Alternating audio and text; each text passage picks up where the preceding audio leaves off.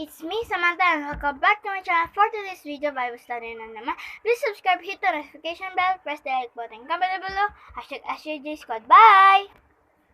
Magandang hapon po sa inyong lahat. Tayo po ay nasa 25 days na ng ating Bible study at ang subject pa rin natin ay growing up spiritually, na ang theme natin ay characteristic of manhood.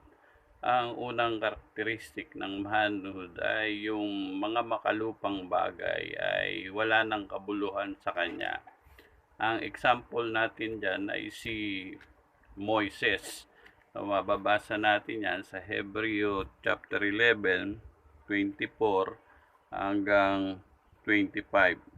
Sa pananampalataya nang lumaki si Moises, ay tumangging siya'y tawagin na anak na babae ni Parao, na pinili pa ang siya'y tampalasanin na kasama ng bayan ng Diyos kaysa magtamo ng nagsisikupas na kaligayahan sa pagkakasala, na inaring malaking kayamanan ang kadustaan ni Kristo kaysa mga kayamanan ng Ehipto, sapagkat ang kanyang tinititigan ay ang gantimpalang kabayaran. Sa pananampalataya, iniwan niya ang Ehipto na hindi natakot sa puot ng hari, sapagkat nagtitiyagang tulad sa nakakakita na yung di nakakakita.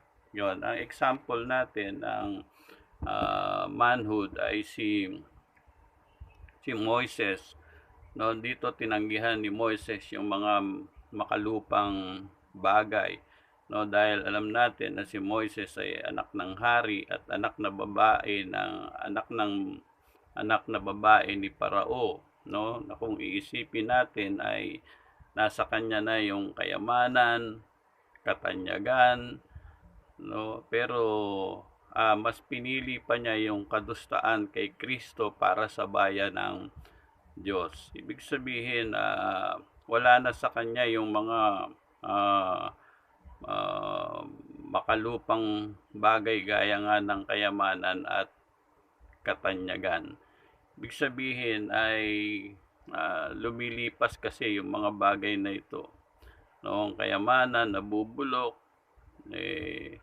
pag namatay ang tao, hindi naman niya madadala. Kahit yung katanyagan, hindi rin niya madadala.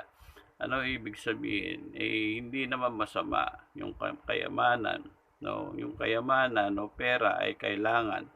Pero kapag ka ang prioridad mo ay ang mga bagay na ito at hindi ang Diyos, ay hindi ka dadating sa punto na spiritual manhood. Kailanman ay hindi maaabot ng isang Christian yung tinatawag na spiritual manhood kung ang priority niya ay yung kayamanan, o imbis na dapat ang priority natin ay ang Diyos. Dapat bilang spiritually manhood, ang una sa lahat ng bagay ay ang Diyos, no? Kasi yung kayamanan ay hindi naman yan madadala. Bagamat kalooban ng Diyos na tayo ay sumagana, guminhawa sa mga material at pinansyal na bagay, pero hindi yan ang priority. Ang priority natin ay yung una sa Diyos, no? Bago yung mga bagay-bagay na negosyo, no? Dapat unuuna natin ang Diyos, at yung hindi prioridad yung negosyo, no? Kagaya nga ni Moises, kung titignan natin ay tanyag, kilala dahil anak siya ng anak na babae ni Parao na hari, no? May kayamanan, may katanyagan, pero mas pinili pa niya ang kadustaan ni Kristo para lang mapalaya niya sa pagkaalipid ang bayan ng Diyos, yun nga yung Israel. Kaya dapat kung gusto nating maging spiritual manhood, ay ang maging priority natin sa ating buhay ay ang Diyos, hindi yung kayamanan, no? Kasi lilipas yan, mawawala yan. Sabi nga sa Biblia, mabubulok, masisira, no? Pag namatay ka, hindi mo siya madadala. Kaya na sabi ni Job, hubad akong dumating at hubad din akong aalis. Ibig sabihin, mayaman si Job pero nung nawala yung kanyang yaman, sabi niya, inuna pa rin niya ang Diyos. Sabi niya, hubad akong dumating sa mundo, hubad din akong aalis. Dapat ganon yung maging karakteristik ng isang spiritual o manhood o ng isang matanda na sa spiritual. Hindi na prioridad yung mga kayamanan, no, negosyo. Ang pera kailangan, pero dapat hindi yung pera ang nagpapatakbo sa atin. Dapat ang tao ang magpatakbo sa pera. Dapat ang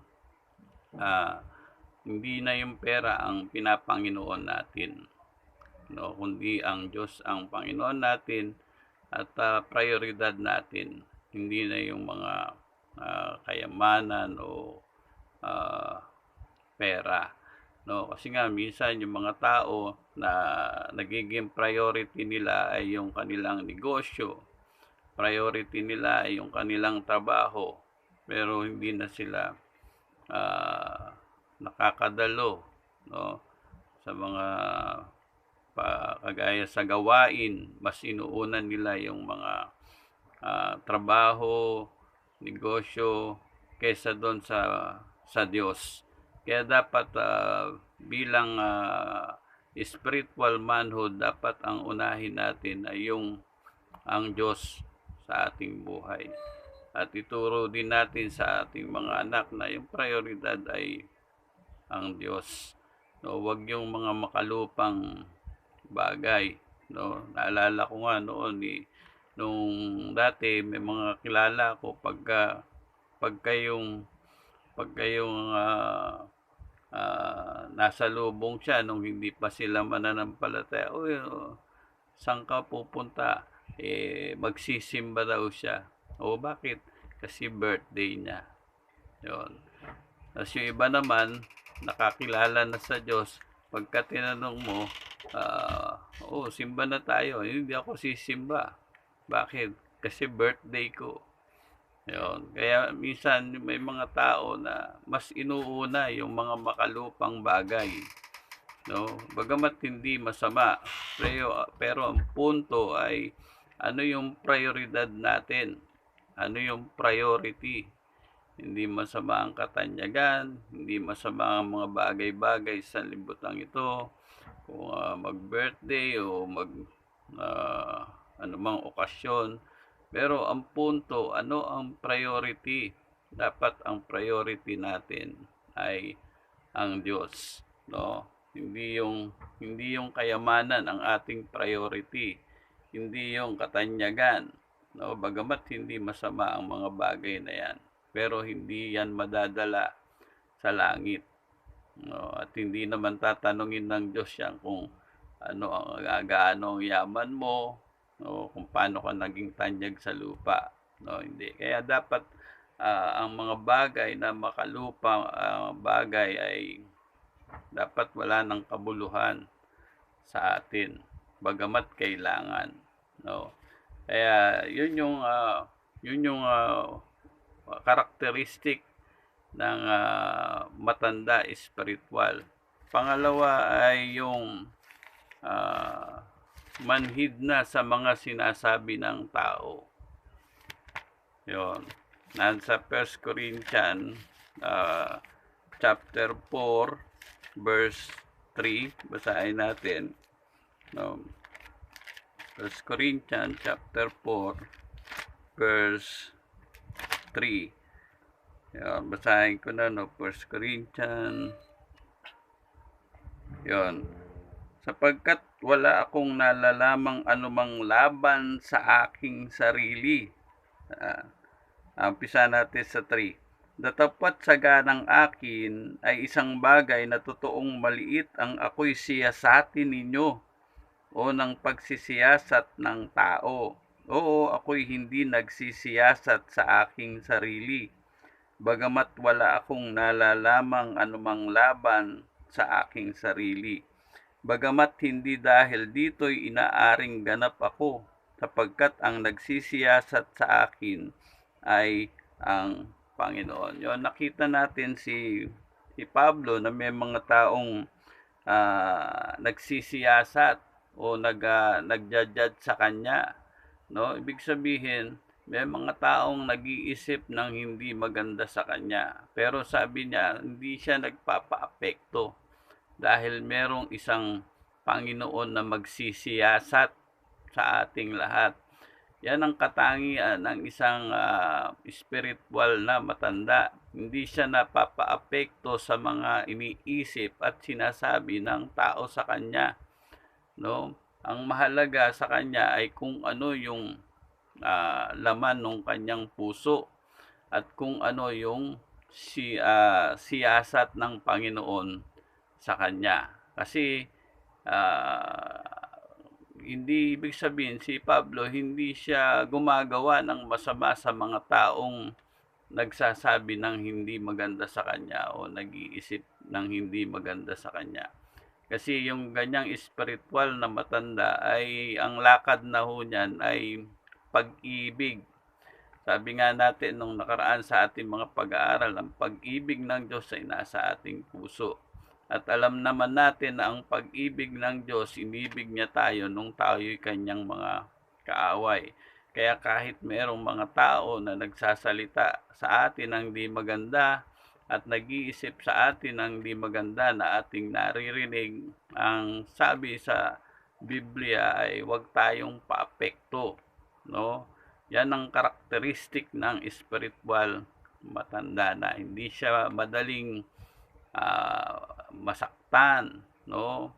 Hindi siya madaling magtampo sa mga naririnig niya, no? Hindi na niya kumbaga manhid na, hindi na niya pinapansin yung mga bagay-bagay na ganon, no?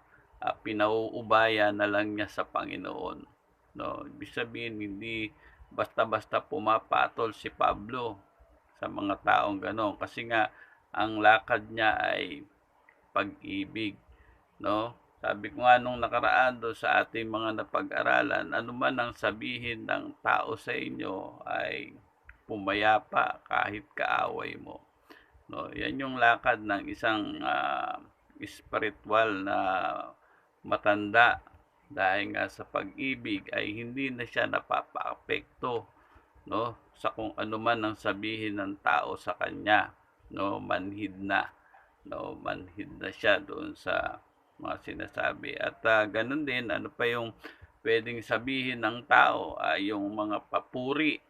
Yon, dapat ingat tayo sa mga papuri, no? Dapat ang spiritual na matanda ay hindi siya naghihintay ng papuri ng tao sa kanya, no? Ang hinahanap niya ay yung papuri ng Diyos sa kanya. Pero yung papuri ng tao kasi minsan pag naghihintay, yung iba kasi ay self-conscious sila na gusto nila maging popular sila, gusto nila makilala sila, no? Yun yung self-conscious. Dapat ang sa atin ay God-conscious. Ang God-conscious ay hinahayaan natin na ang papuri ay ibigay natin sa Diyos. Kung merong mang nag-appreciate ng ating mga ginagawa, ibigay natin yung papuri sa Diyos para sa ganon ay hindi lumaki yung ating mga ulo.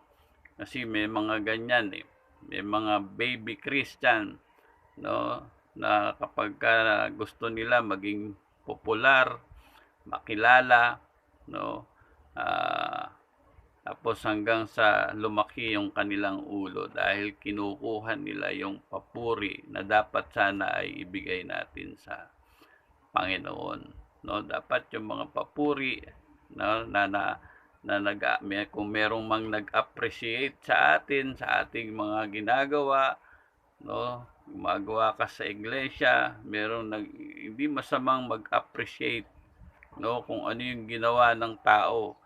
Pero sa Bible, ang nakalagay ay dapat maging manhid tayo sa bagay na yan na sinasabi nila. Ibig sabihin, wag nating ilagay sa ating mga ulo. Ilagay natin yung papuri sa Panginoon para sa ganon ay hindi lumaki yung ating ulo. Hindi tayo magkaroon ng tinatawag na pride, no? Kasi mahirap pag nagkaroon tayo ng pride, no? Sa mga kakaunting kaalaman, ang tao ay nagpapalalo, ang sabi ng Biblia. Di lalo na kung ang mga papuri ay lagi nating tinatanggap para sa ating sarili. Dapat, kaya nga sabi nila, pagka sila ay merong nag-a-appreciate, ay simpleng binibigay nila sa Diyos ang kapurihan. Yan ang karakteristik ng isang matanda spiritually. Hindi siya tumatanggap ng mga papuri ng tao at hindi ibig sabihin hindi lumalaki yung kanyang ulo, no? Ibinibigay niya lang sa Diyos yung kapurihan, bagamat siya yung gumagawa, kasi tayo ay katiwala lang ng Diyos. Sa lahat ng ating mga ginagawa ay katiwala lang tayo ng Diyos. Kahit nga yung mga pag-aari, yung sarili, yung ating katawan, hindi rin yan sa atin na binili na yan ng dugo ni Kristo. No? Kahit nga yung mga gamit, no, ay bagamat sabi natin tayo may-ari, pero tayo lang ang katiwala. Sa Diyos lahat yan. No? Kaya ibigay natin sa Diyos ang papuri. Kung pinagpala ka man, ay ibigay mo sa Diyos ang pasasalamat. Bigay mo sa Diyos ang kapurihan. No, yan ang katangian ng spiritual na matanda. Pangatlo ay alam natin ang gawa ng Diyos. No, dapat recognize mo kung ano yung gawa ng Diyos. Ibig sabihin, anuman yung nararanasan mo, no, sa iyong buhay, wag kang malungkot, no, wag kang magreklamo, no. Dapat magalak tayo dahil alam natin pagka ang isang spiritual na matanda ay alam niya ang gawa ng Diyos, no? Ang example natin yan, si Joseph. Kasi kung mababasa nyo yung istorya ni Joseph na pinakamamahal ng kanyang ama, ay nagkaroon ng inggit yung kanyang mga kapatid sa kanya. Nagseselos yung mga kapatid niya sa kanya. No? Tapos si Joseph the Dreamer, yun, basa nyo sa Genesis yun eh. Si Joseph the Dreamer na naginip na yung kanyang mga kapatid, yung trigo, no, yung trigo ng kanyang yung buklod na trigo ng kanyang mga kapatid ay lumuhod sa kanyang trigo. Kaya sabi ng mga kapatid niya, ibig mo bang sabihin ikaw ay papanginoon sa amin? Mas lalo silang nainggit, nagselos. Kaya ang ginawa nila ay gusto nilang patayin si Joseph, no? Pero hindi nila pinatay. Ang ginawa nila ay hinulog nila doon sa balon, no? Hanggang may nakakita sa kanya at ibinenta siya doon sa Ehipto, sa bayan ng Ehipto. At nung nandun na siya ay nagkaroon ng amo, no, yung Panginoon, na merong asawa. No, itong asawa, siguro magandang lalaki si Joseph, tinukso siya nung asawa ni Paraon. No, dahil ayaw niya ng patukso, ang ginawa ng babae ay hinablot yung kanyang damit. Pero si Joseph ay tumakbo. At nung tumakbo si Joseph, ay pinaratangan siya ng asawa ng Paraon na ni-rape siya. Kaya si Joseph nakulong, no, nang walang kasalanan. Pero wala kayong mababasa sa Biblia na si Joseph ay nagkaroon ng hinanakit sa Diyos o ng sama ng loob sa Diyos. Hindi niya sinisi ang Diyos. Wala siyang sinabi na, Lord, bakit mo ko pinabayaan? Wala naman akong kasalanan. Hindi naman ako ang nagkasala. Biro nyo, nakulong siya ng 7 taon. No? At doon sa kulungan, merong siyang nakasama doon na yung ah, butler ni Parao. No? Yung tagagawa ng pagkain ni Parao na nanaginip at pinaliwanag ni Joseph yung panaginip na siya ay makakalaya na dun sa bilangguan. At yung paliwanag na panaginip ng butler na pinaliwanag ni Joseph, nangyari. Kaya nakalaya yung butler. At ang sabi ni Joseph, pag nakalaya ka na, sabihin mo naman ako doon kay Parao para ako din ay makalaya. Pero nangyari, kinalimutan, no? Kinalimutan si Joseph, hindi na naalala. Nakita niyo yung mga nangyari kay Joseph, pero hindi siya nagkaroon ng hinanakit o sama ng loob doon sa butler. Di sa Diyos, hindi siya nagkaroon ng hinanakit sa Diyos. Kaya ang nangyari, no, lumakad pang maraming taon, nakakulong pa rin siya, no? Kaya umabot ng 14 years yung kanyang pagkakakulong hanggang nanaginip yung Paraon na hindi mapaliwanag ng kanyang mga manghuhula. Kaya ngayon yung butler, ang sabi, merong nakapagpahula ng kanyang panaginip. Kaya doon tinawag si Joseph, at yung hula at yung panaginip ng Parao ay pinaliwanag ni Joseph.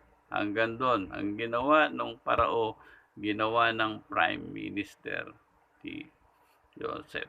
Yun, nakita nyo, no, nung doon sa mga masasamang pangyayari, hindi nagreklamo si Joseph. Wala kayong mababasa sa Genesis na sa masasamang pangyayari kay Joseph sa buhay niya ay nagreklamo sa Diyos at naghinanakit sa Diyos o sumamama ng loob sa Diyos na nagsasabi, Panginoon, bakit mo ako pinabayaan? Wala kayong mababasa. Kasi ibig sabihin, no, alam ni Joseph ang gawa ng Diyos. Alam niya. Hanggang sa yung nagkaroon ng kagutom sa lupain. Kaya yung kanyang mga kapatid, yung kanyang ama ay nagpatungo sa Ehipto para kumuha ng pagkain o bumili ng pagkain para meron silang makain. At doon, hindi nila nakilala si Joseph nung kanyang mga kapatid na nagselos sa kanya, nainggit sa kanya, pinatapon siya. No? Tinapon nila si Joseph. Hindi sila nakilala. Kaya ang ginawa ni Joseph ay pinapunta niya yung kanyang ama. No? Ginawa ni Joseph para maisama yung kapatid niya, si Benjamin, tsaka yung kanyang ama. No, ay ginawa niya ng paraan na kunyari itong kanyang mga kapatid ay nagnakaw sa kanya. No? At pinatawag niya yung kanyang magulang at ganoon din si Benjamin. No? At nung ma-recognize na nila, no, na si Joseph yon, yun na, natupad yung panaginip ni Joseph. Lumuhod sa kanya yung kanyang mga kapatid at humihingi ng tawad. No, napansin nyo si Joseph, no, pinatawad niya yung kanyang mga kapatid, hindi siya nagmataas, no, hindi siya gumanti, no. Bakit? Kasi alam niya ang gawa ng Diyos, no. Ano man yung nangyari sa kanya, mga pangit na pangyayari, kailanman ay hindi siya naghinanakit sa Diyos kasi alam ni Joseph kung ano ang gawa ng Diyos. Sa ating buhay, ganun din mga kapatid. Dapat alam natin ang gawa ng Diyos para tayo maging mga spiritual na matanda. Kaya ano man ang nangyayari sa buhay natin, ito mang COVID-19 na ito, magalak pa rin kayo. Huwag kayong mabalisa. Huwag kayong matakot. Kasi alam natin ang gawa ng Diyos. Di pa naman katapusan ng mundo. Rapture ang hinihintay natin. No, matagal pa yung katapusan ng mundo. Kaya alam natin yung gawa ng Diyos sa ating mga buhay. No, naalala ko nga yung kakilala kong inmate Yung kakilala kong inmate nagtanong siya sa akin. Sabi niya, "Pastor, bakit sabi nung mga tao dito nung nakulong sila may purpose daw ang Lord?" Tapos sabi ko, "Anong ibig sabihin purpose?" Kasi kung hindi raw sila nakulong, hindi raw nila makikilala si Lord. Kaya may purpose daw ang Lord. Sabi ko, yung purpose ng Lord, yung makilala niya sila. Pero yung pagkakakulong niya, hindi purpose ni Lord yun. Hindi gawa ng Lord yun. Ang gawa ng Lord, yung makilala siya ng mga taong nakakulong. Pero yung nakulong sila, hindi purpose ng Lord yun, sabi ko. Kasi kaya niya, sabi ko, ano ba yung ginawa nung nakulong? Nagnakaw. Ano ba yung mga nakakulong dyan? Pumatay. Kung sila may gawa nun, purpose nila yon. Di purpose ng Diyos yun. Ang purpose ng Diyos ay yung ah, makilala nila ang Lord kahit nasa kulungan sila. Yun yung purpose, gawa ng Diyos. Dapat alam natin ang gawa ng Diyos. Pagka mga spiritual na matanda, kasi sabi daw nung inmate na kausap ko, kasi sabi niya, kaya daw sila nakulong para makilala nila ano, sabi ko. Sabi naman nung kausap ko, sabi niya, ako nga pastor, kilala ko na ang Lord Kilala ko na ang Lord. Tsaka ako nakulong Tapos tinanong ko siya bakit. Kasi nga may nakaaway ako Mayaman, nakainitan ako. Pinakulong ako, wala naman akong kasalanan. Kaya, ngayon sabi ko, yun nga Sabi mo, ikaw nakakilala sa labas. Pero ito naman, di nakakilala sa labas, doon nakakilala sa loob. No? Kaya hindi totoong purpose ni Lord na makulong siya para makilala niya si Jesus Christ. Gawa niya yun. Ang gawa ng Diyos, yung makilala ng tao ang Diyos, kaya nasiran siya doon. Doon siya nasiran sa kulungan. Pero yung nakulong, Satanas ang may gawa nun Siyempre, pagpatay kay Satanas yun, siya gumawa. Nung ginawa niya, alam nga naman si Satanas ang ituro niya. Kaya nga siya nakulong, siya gumawa Maniniwala ba yung pulis? Sabi mo, gawa ni Satanas yan Hindi maniniwala. Tapos sasabihin mo, gawa ng Diyos. Hindi gawa ng Diyos yun. Gawa ng tao yun, kaya siya nakulong. No? Ginamit niya yung kanyang kalayaan sa kasamaan. Kaya siya nakulong. Ngayon, nung nakulong siya, nakilala niya ang Panginoon, yun ang gawa ng Diyos. Kaya dapat alam natin yung gawa ng Diyos at gawa ni Satanas. No? Ito nga yung nagpa-pray sa akin Sabi niya, Pastor, pag-pray natin na makalaya. Ang ginamit ko sa kanyang prayer of commitment. Sabi ko, pag nag-pray tayo, huwag mo nang isipin yan. Huwag ka nang mabalisa. Pumayapa ka sa loob. Bigay mo lahat sa Diyos yan. Hayaan mong Diyos ang kumilos. Tapos doon nga sa loob, sabi niya, payapa siya. Nagtataka yung mga kasama niya. Payapa siya. No, nakakulong na, payapa siya. Dahil nga nakilala niya na ang Lord sa labas. Tapos yun nga, nakulong siya, wala namang kasalanan. Pero nag-pray kami. Sabi ko, gamitin natin ang prayer of commitment.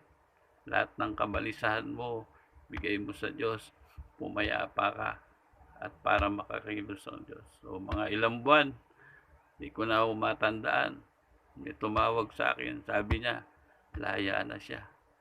Kaya, dapat alam natin yung gawa ng Diyos. No? Yun nga, walang kasalanan. Kagaya rin ni Joseph, walang kasalanan. Pero hindi sila nagreklamo sa Diyos. Hindi sila naghinanakit sa Diyos. Bakit? Kasi alam nila ang gawa ng Diyos. Dapat ganun din tayo. Ano man ang nararanasan natin, COVID-19 man, ano man yung mga problema, no? Ano man yung mga dumarating na problema, no, ay dapat alam natin kung ano ang gawa ng Diyos, no? Huwag kayo mamumblema, no? Kami nga dito, 3 butcher na dumating. 3 butcher. 3 butcher na. Problema pa kayo, eh, kayo hindi ko kayo alam kung nasaan-saan kayong mga lugar. Oo, kaya problema, dapat alam natin ang gawa ng Diyos. Amen? Dapat alam natin ang gawa ng Diyos. Yun ang karakteristik ng spiritual matanda, mga kapatid. Dapat umabot tayo sa ganyan. Huwag tayong manatiling babyhood. Huwag tayong manatiling childhood. Dapat umabot tayo dun sa punto na spiritual manhood. Ano yung katangian ng spiritual manhood? Makalumang o makalupang bagay ay wala ng kabuluhan sa kanya. As manhid na tayo sa sinasabi ng tao na hindi maganda at mga papuri ng tao. Pangatlo, dapat alam natin ang gawa ng Diyos. Recognize natin kung ano ang gawa ng Diyos. Kaya marami pong salamat, no? Kung meron kayong comment, kung meron kayong tanong, i-comment nyo, itanong nyo, at sasagutin natin. Kaya maraming salamat uli sa inyo at purihin ang Diyos at ang ating Panginoong Jesucristo.